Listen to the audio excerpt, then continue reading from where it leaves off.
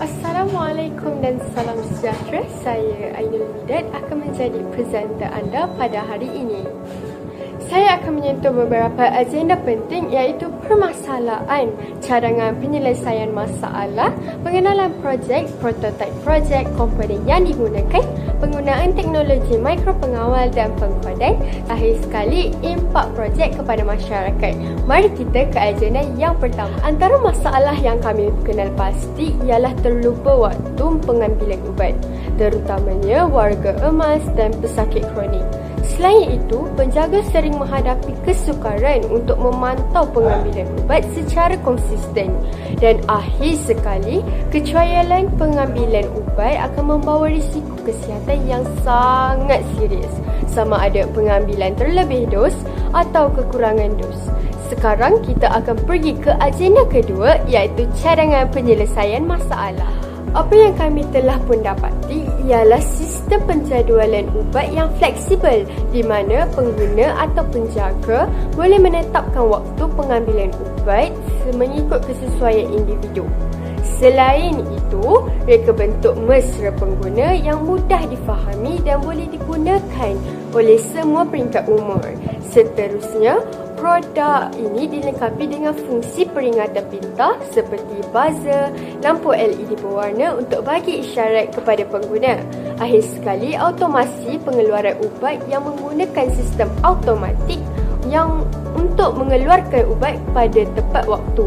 Saya akan meneruskan ke agenda pengenalan projek inovasi kami. Projek inovasi kami ialah MediMate. MediMate merupakan satu ciptaan projek kami iaitu dispenser ubat automatik yang kami bangunkan khas untuk pengguna untuk mengambil ubat dengan lebih mudah, waktu yang tepat dan juga tersusun. Dengan adanya fungsi untuk digunakan oleh warga emas, pesakit atau sesiapa sahaja yang memerlukannya.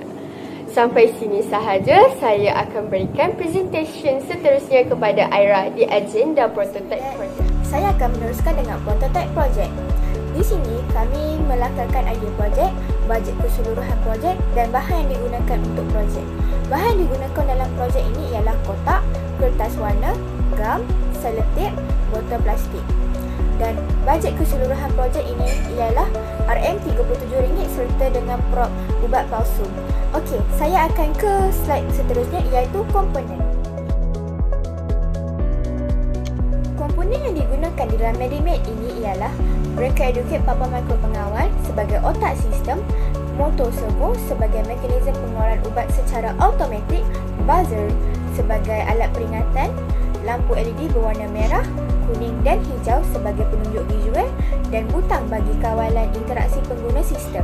Okey, mari saya ke slide seterusnya.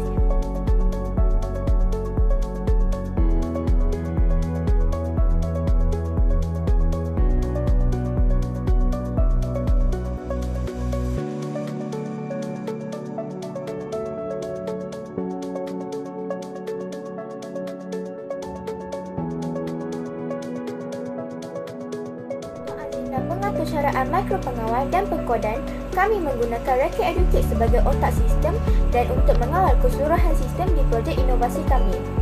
Mikropengawal akan menerima input sama ada daripada tekanan butang ataupun masa yang diprogramkan di dalam mikropengawal itu. Berdasarkan input tersebut, mikropengawal akan memberikan output seperti mengaktifkan buzzer dan menggerakkan motor servo. Keseluruhan proses ini dijalankan secara automatik dan teratur, hasil daripada kod yang kami telah masukkan dalam mikropengawal.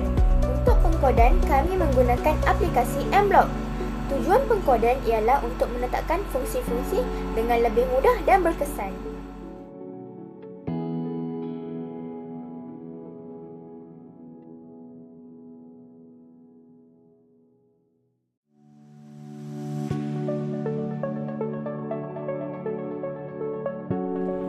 Agenda terakhir yang saya akan bincangkan hari ini ialah impak produk. Salah satunya ia meningkatkan kualiti hidup dengan adanya peringatan dan pengeluaran ubat secara automatik. Dengan ini, pengguna tidak akan terlupa ataupun terlepas mengambil dos yang ditetapkan. Kedua, penjaga akan dikurangkan beban kerana MediMate dapat membantu untuk memastikan pengambilan ubat secara teratur dengan baik. Ketiga, ia menanam disiplin kesihatan kerana Medimed membantu membina rutin harian yang konsisten dan meningkatkan tahap disiplin terhadap kesihatan sendiri. Akhir sekali, potensi mengembang secara komersial dan klinikal. Dengan reka bentuk yang kompak dan berfungsi, Medimed berpotensi untuk dikomersialkan bagi kegunaan peribadi maupun di institusi kesihatan ataupun di rumah anda sendiri. Kesimpulannya, Medimed bukan sahaja memenuhi keperluan perbuatan harian, malah dapat membantu memberi kesan jangka panjang dalam membentuk masyarakat yang lebih sihat, teratur dan cerdik teknologi.